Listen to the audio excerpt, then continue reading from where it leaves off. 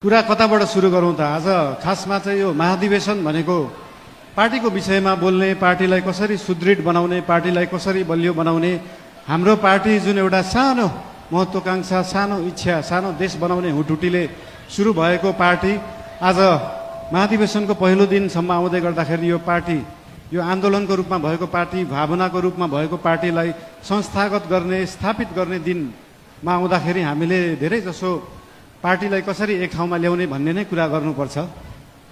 आज विभिन्न विशिष्ट अतिथिहरूले विभिन्न सल्लाह दिनुभएको छ, शुभकामना दिनुभएको छ, सुझावहरू पनि दिनुभएको छ, चिन्ता पनि लिनुभएको छ। सरकार भनेको त गाडी जस्तो हो, गाडीमा एक्सिलेटर मात्रै होइन, ब्रेक हुन्छ, ब्रेक पनि लाउनुपर्छ भनेर चिन्ता पनि मान्नुभएको छ। त्यस्तो चिन्ता चाहिँ लोकल रोडहरूमा हिँड्दाखेरि गाडी सिधा गइराख्दाखेरि कहिले लेफ्टबाट गाडी आउँछ, कहिले राइटबाट मान्छेहरू आउँछ, तर हाम्रो गाडी लोकल रोडमा हिँडेको गाडी होइन, हाम्रो एक्सप्रेस वेमा हिँडेको गाडी हो। गन्तव्यमा पुगेपछि मात्रै ब्रेक लाग्छ, गन्तव्यमा पुग्नुभन्दा अगाडि ब्रेक लाउन जरुरी हुँदैन। र हाम्रो गाडी अनियन्त्रित पनि छैन, वातावरण पनि मिलेर गएको छ। त्यही भएर हाम्रो पार्टीप्रति, हाम्रो सरकारप्रति जुन चिन्ता लिनुभएको छ त्यसको लागि धेरै धेरै धन्यवाद पनि दिन चाहन्छु। चिन्ता लिनु राम्रो कुरा हो।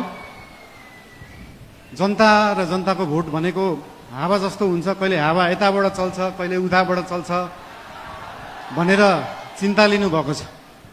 हामीले कुनै हावा चलाएका छैनौँ, हामीले बाढी ल्याएर खोला फर्काएको र खोला एकचोटि सिधा बाटो, आफ्नो सही बाटोमा फर्किएपछि निरन्तर त्यही बाटो बगिरहन्छ। यो हावा जस्तो कहिले लेफ्ट राइट, उत्तर दक्षिण, पूर्व पश्चिम बग्दैन। त्यही भएर चिन्ता लिनुहुनेहरूलाई धेरै धेरै धन्यवाद दिन चाहन्छु। यस्तै चिन्ता हामीलाई दिइराख्नु होला, हामीलाई मार्गदर्शन दिइराख्नु होला। मेरो एकजना अनन्य मित्र, उहाँ अहिले हुनुहुन्न, उहाँले सधैँ भन्नुहुन्थ्यो मलाई, मैले म्युजिक गर्दाखेरि, बालिन स्पटलाइटमा आउन सहज हुन्छ तर त्यो स्पटलाइटलाई मेन्टेन गर्न गाह्रो हुन्छ सधैँ। त्यस्तै चिन्ता आज यहाँ हाम्रा आदरणीय नेतागणले पनि लिनुभएको छ। त्यो स्पटलाइटमा राष्ट्रिय स्वतन्त्र पार्टी आएको छ, 2 तिहाई आएको छ, यो मेन्टेन गर्न गाह्रो हुन्छ। तर यहाँहरू सबैलाई म के भन्न चाहन्छु भने, हामीले स्पटलाइटमा हामीले ल्याएको होइन, जनताले ल्याएको हो।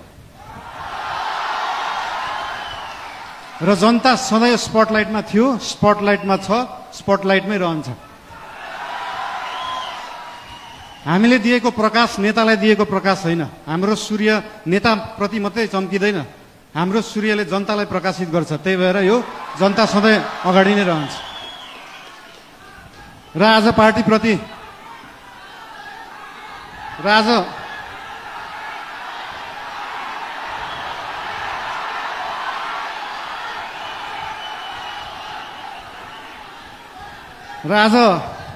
पार्टीको विषयमा विशेष गरी कुरा राख्नुपर्छ भनेरै हाम्रो पार्टीको चिन्तन कस्तो हो, लेफ्ट हो, राइट हो, सेन्टर हो, धेरै चिन्ता लिइराख्नु पर्दैन। हाम्रो पार्टी विकासवादी पार्टी हो, विकास गर्ने, काम गर्ने पार्टी हो। हाम्रो पार्टी अगाडि बढ्ने पार्टी हो। हामी प्रतिशोध साध्ने, पुरानो कुरा लिएर न्यू खोज्दै बस्ने होइन।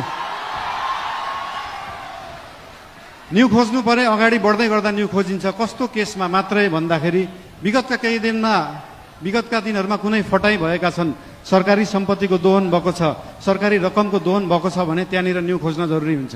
त्यहाँ न्यू खोज्छौँ हामी।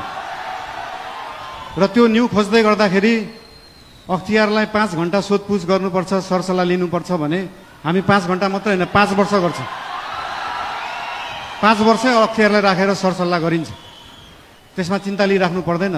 हामीले नियम कानुन मिच्दैनौँ, नियममा बसेरै काम गर्छौँ, नियमभन्दा बाहिर जाँदैनौँ। हाउभाउ हेर्दाखेरि यस्तो सोसल मिडियाहरू हाउभाउ हेर्दाखेरि अलिकति अनियन्त्रित देखिएला, त्यो देखिएको मात्रै हो। सबै चिज नियन्त्रणमा छ, कुनै चिज आउट अफ कन्ट्रोल गएको छैन। चिन्ता कुनै विषयमा लिनु पर्दैन। सीमाको विषयमा पनि चिन्ता लिनुभएको थियो। हामीले सीमाको विषयमा बोल्दाखेरि पक्कै पनि जुनसुकै देशसँग सीमाको विषय कुरा गर्दाखेरि उहाँहरूले पनि आफ्नो आपत्ति जनाउनुहुन्छ। आपत्ति जनाउनु भयो, मलाई अचम्म लाग्यो।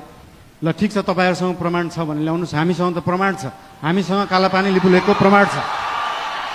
र त्यो प्रमाण लिनलाई हामीले पहिला ब्रिटिसले राज गर्दाखेरि त्यो प्रमाण ल्याउनुपर्छ भने ल्याउँछौँ भनेका हो। हामीले ब्रिटिसलाई मध्यस्थकर्ता राख्न खोजेका होइनौँ। हामी हाम्रो छिमेकीहरूसँग आफै कुरा गरेर मिलाउँछौँ। हामीसँग प्रमाण छ र हामी ल्याउँछौँ, त्यो कुरा गरिएको हो। यसमा आशंका मान्नु पर्दैन। मेरो राष्ट्रियताप्रति कुनै आशंका मान्नु पर्दैन, कसैले पनि मान्नु पर्दैन। र विशेष गरी पार्टीको कुरा गर्दाखेरि पार्टीको महाधिवेशन चल्दैछ आज, भोलि पर्सि, भोलि चुनाव होला। र पार्टीको महाधिवेशनमा पहिलेदेखि एउटा हाम्रो संस्कार चाहिँ कता कता बिग्रिएको थियो। पहिला गुट बनाउने, उपगुट बनाउने एउटा कुरा तपाईँहरूलाई यहाँ हुनुहुन्छ होला, महाधिवेशन प्रतिनिधिहरू हुनुहुन्छ होला, यहाँ केन्द्रीय सदस्य उठ्छु भनेर बस्नुभएका व्यक्तिहरू हुनुहुन्छ होला, पदाधिकारी उठ्छु भनेर बस्नुभएका व्यक्तिहरू हुनुहुन्छ होला।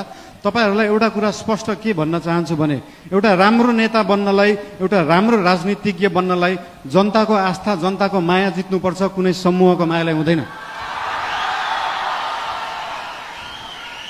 त्यही भएर समूह बनाउने पछाडि नलाग्नु होला। त्यस्तो बिउ अहिले नै नरोप्नु कि त्यो बिउ भोलि रुख बनेर बीचबाट फाड्नु परोस्।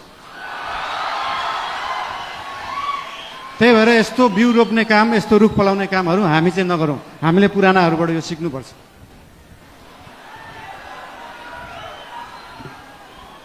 र एउटा कुरा के भन्न चाहन्छु भने हामी नयाँ पार्टी हो, नयाँ सोचले गर्दा हामीले हरेक चुनावमा गएर एउटै एजेन्डा बोकेर जाने, सुशासन ल्याउँछु भनेको छ, सुशासनको लागि एजेन्डा बोकेको छ, सुकुम्बासी समस्या हटाउँछु भनेको छ। हामीले यही कार्यकालमा सुकुम्बासी समस्या समाधान गर्छौँ, यही कार्यकालमा सहकारी समस्या समाधान गर्छौँ। अर्को चुनावमा फेरि यही एजेन्डा बोकेर जाँदैनौँ। अर्को चुनावमा नयाँ एजेन्डा बोकेर जाने हो। र भोलि पर्सि हुने चुनाव भयो अथवा केही भयो, चुनावमा कसैलाई सिसिएम बन्न मन लाग्छ, कसैलाई पदाधिकारी बन्नु भयो, ठिकै छ। बन्नु भएन भने पनि चिन्ता किन लिनु पर्दैन भन्दाखेरि हाम्रो गठबन्धनको सरकार होइन, हाम्रो एकल पार्टी सरकार हो।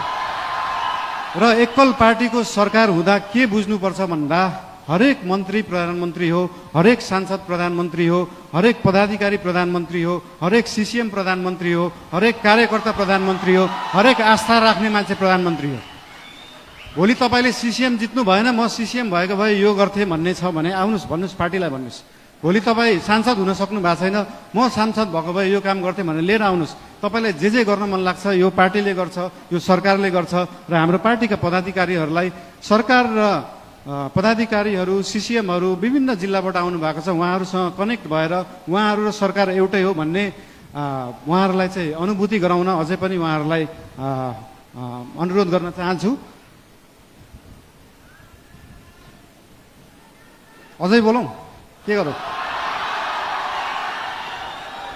ठिकै छ, अब नबोलौँ भन्दा बोल्ने दिन आइहाल्छ भने जस्तै।